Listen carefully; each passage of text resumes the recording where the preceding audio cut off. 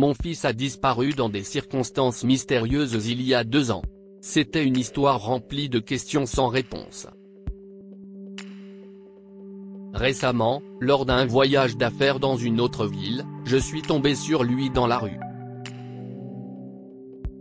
Cette rencontre n'a fait qu'ajouter de nouvelles couches au mystère déjà déconcertant de sa disparition. J'ai serré le volant froid, l'esprit agité. La maison est censée être l'endroit où l'on se sent chez soi, ai-je murmuré, mais le réconfort qu'elle m'apportait autrefois avait disparu depuis longtemps. J'étais en voyage d'affaires dans une nouvelle ville, j'essayais de faire de cet endroit mon foyer, mais d'une manière ou d'une autre, je n'y arrivais pas. Je savais que je n'y arriverais pas. Le chez-soi, si est-il là où se trouvent les personnes que l'on aime. Et j'étais toute seule. Je n'aurais jamais de foyer. Perdu dans mes pensées, je suis passé devant une école, et si est-il là que j'ai aperçu un garçon aux cheveux blonds bouclés. Arnold ? Mon cœur a battu la chamade. Il ressemblait à mon fils disparu, mais cela ne pouvait pas être le cas, pas vrai ? Je n'ai pas pu résister et j'ai suivi le bus scolaire jaune dans lequel le garçon était monté. Le bus zigzaguait dans les rues et je le suivais, poussé par l'espoir désespéré d'une mère. Cela fait 2 ans, Arnold. 2 ans sans aucun signe de toi, ai-je murmuré, le souvenir douloureux de sa disparition me hantant. Il y a 2 ans, nous avons dû commencer une nouvelle vie dans le cadre de la protection des témoins après avoir témoigné contre un homme dangereux, mon ex-employeur pour lequel je travaillais en tant que comptable. Mon mari était son chauffeur, et lorsqu'on nous a proposé d'entrer dans le programme, James a refusé parce qu'il était trop loyal envers son patron.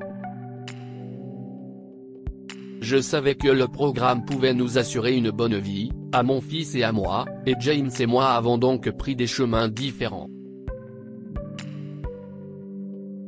L'adaptation à notre nouvelle vie sous protection des témoins a été difficile. Arnold s'ennuyait de son père, et nous vivions une vie de secret, parlant à peine de notre passé. Un jour, alors que je rentrais du travail, impatiente de voir Arnold, j'ai aperçu une silhouette menaçante près de la clôture de mon voisin. Le reconnaissant comme une menace de notre passé, j'ai su qu'il nous avait trouvés. La panique s'est emparée de moi et j'ai couru vers la maison, priant pour qu'Arnold soit sain et sauf. À bout de souffle, j'ai pénétré dans notre maison par la porte arrière et j'ai crié, « Arnold, fais tes valises, tout de suite. »« Maman ? Qu'est-ce ce qui se passe ?» demanda-t-il, confus. Pas le temps d'expliquer, lui ai-je dit en lui lançant son sac à dos. Il faut qu'on parte d'ici. Mais avant que Pérez ne puisse répondre, j'ai vu des ombres s'approcher de notre maison. Laissant tomber le téléphone, j'ai attrapé Arnold. Sors par l'arrière, tout de suite. Nous avons plongé dans les buissons, le cœur battant, et nous nous sommes précipités vers la voiture. Alors que nous filions à toute allure, des phares sont apparus derrière nous. J'ai appuyé sur l'accélérateur, l'esprit fixé sur la fuite. Maman, attention. Le cri d'Arnold m'a ramené à l'essentiel, juste à temps pour contourner les poubelles. Désolé, ai-je dit en haletant, mon cœur s'emballant alors que la voiture des voyous grondait de façon menaçante derrière nous. Maman, est-ce qu'on ne peut les vaincre ? demanda Arnold en me regardant. Il le faut, ai-je dit avec confiance. J'ai roulé plus vite, me faufilant dans les rues avec le moteur qui grondait dans mes oreilles. Maman, ils sont juste derrière nous. Les doigts d'Arnold s'agrippent à la poignée de la porte. J'ai oublié mon téléphone. Je ne peux pas appeler à l'aide, ai-je marmonné en appuyant sur l'accélérateur. Concentre-toi, hurla Arnold, les yeux écarquillés. Nous avons traversé la ville, un labyrinthe de virages et d'accidents évités de justesse, jusqu'à ce que les bâtiments cèdent la place à une route dégagée. Où allons-nous ? Demanda Arnold. Hors de la ville, dis-je en serrant le volant. La voiture a dérapé sur le gravier alors que nous nous engagions dans la forêt, les branches s'entrechoquant contre les vitres. Tu crois qu'on les a perdus ? Dit Arnold en jetant un coup d'œil dans l'obscurité. Je ne les vois plus, dis-je en espérant que ci est vrai. Nous avons trouvé une cabane abandonnée dans une clairière et nous nous sommes précipités à l'intérieur. Silence. Ils sont peut-être encore proches, ai-je chuchoté en scrutant l'obscurité. Est-ce que ci est sûr ici ? Chuchota Arnold. Plus sûr que dehors, lui assurai-je. Restons ici jusqu'à l'aube. Si est alors que le grondement lointain d'un moteur a brisé le silence. Arnold, écoute, lui dis-je en lui serrant les épaules. Je vais les éloigner. Toi, tu vas de l'autre côté, chercher de l'aide. Maman, non, a-t-il protesté. Il a hoché la tête, déterminé. Je trouverai quelqu'un. Je vais appeler la police. Bon garçon. Je lui ai serré la main et j'ai poussé la porte. Allez, maintenant. Arnold s'est glissé à l'arrière et je me suis élancé dans la forêt. Les branches s'entrechoquaient dans ma course, sans que j'osais regarder en arrière. Les bandits étaient à mes trousses. Après une poursuite épuisante, je me suis effondré, à bout de souffle. Alors quand j'ai vu ce garçon aux cheveux blonds bouclés et aux yeux noisettes, j'ai vu de l'espoir. L'espoir de retrouver mon fils. Je l'ai suivi jusqu'à une maison dans un quartier simple et j'ai frappé à la porte avec des mains tremblantes. Une femme a répondu, l'air confus. Je peux voir Arnold ?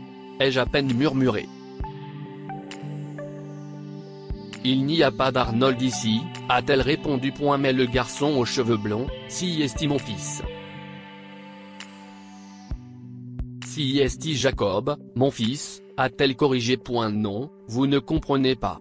Si est Arnold, mon fils. Jacob s'est approché de la porte et m'a regardé avec circonspection. Qui êtes-vous ? Demanda-t-il. Les larmes aux yeux, j'ai dit, Arnold, si est-moi, ta maman. Amanda, la femme, m'a dit, il a perdu la mémoire depuis avant 2 ans. Il est amnésique. Amanda n'avait pas l'air convaincue. Cette histoire. Tu veux vraiment que je la croie ? Au milieu de mes sanglots, j'ai insisté, si est mon fils. S'il vous plaît. Ça suffit.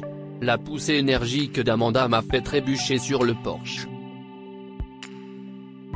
Jacob est mon fils et il est en sécurité avec moi, a-t-elle insisté, fermant la porte avec un dernier claquement. Désespéré, j'ai composé le 911. Je viens de retrouver mon fils, disparu depuis plus de 2 ans, ai-je expliqué, ébranlé. Lorsque la police et les travailleurs sociaux sont arrivés chez Amanda avec des papiers, ils ont dit, nous devons vérifier si Jacob n'est pas en fait le fils de Madame Matthews, Arnold. À l'hôpital, Arnold semble un peu effrayé par le test ADN. Est-ce que ça va faire mal ? A-t-il demandé doucement. L'infirmière lui sourit gentiment. Juste un petit pincement, rien de plus.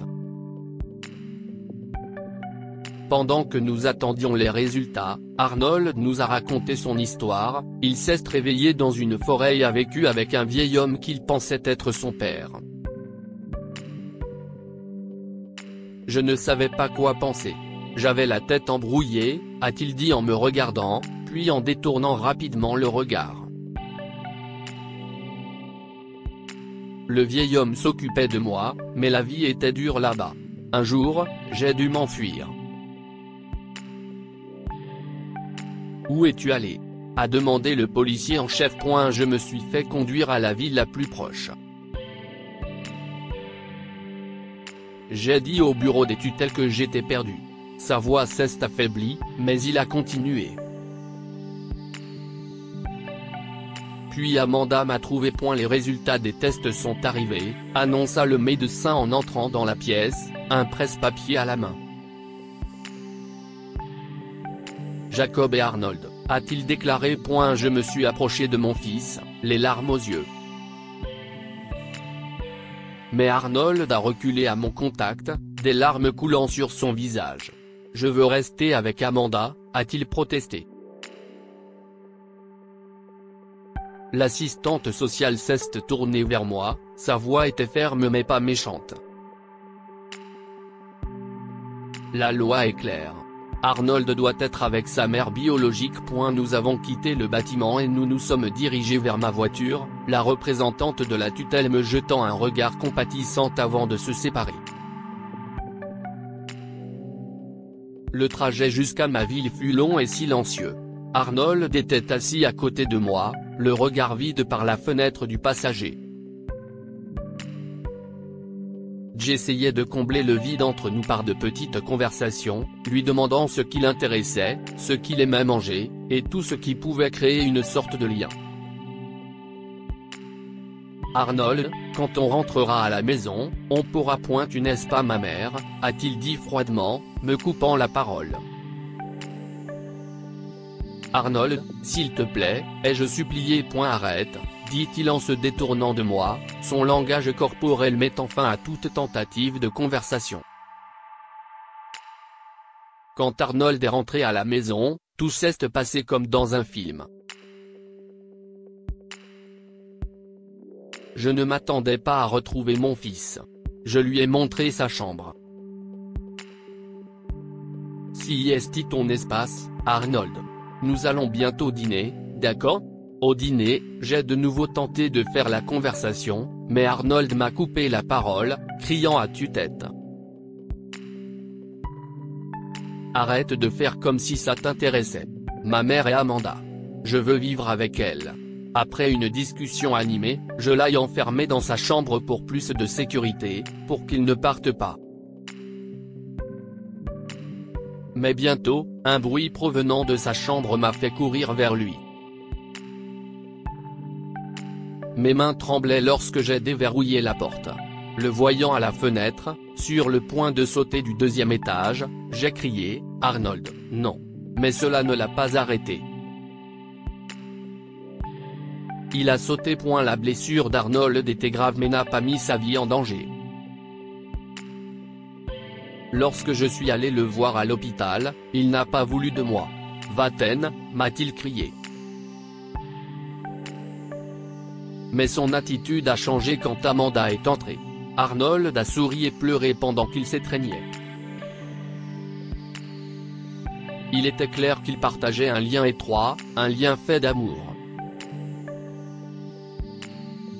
J'ai regardé Arnold, ressentant un mélange de tristesse et d'amour.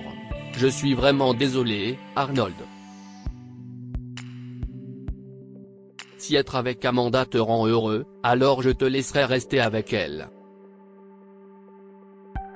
Je veux juste ton bonheur. Les yeux d'Arnold ont croisé les miens, et il a hoché la tête, choisissant Amanda.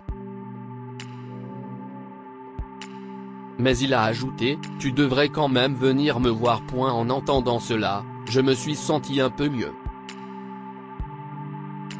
Cela m'a fait penser que la famille n'est pas seulement une question de parenté. Si est aussi l'endroit où l'on se sent heureux et en sécurité. Arnold entamait un nouveau chapitre, et moi aussi, mais nous étions toujours liés par un amour particulier, et j'avais enfin trouvé ma maison. Dites-nous ce que vous pensez de cette histoire et partagez-la avec vos amis.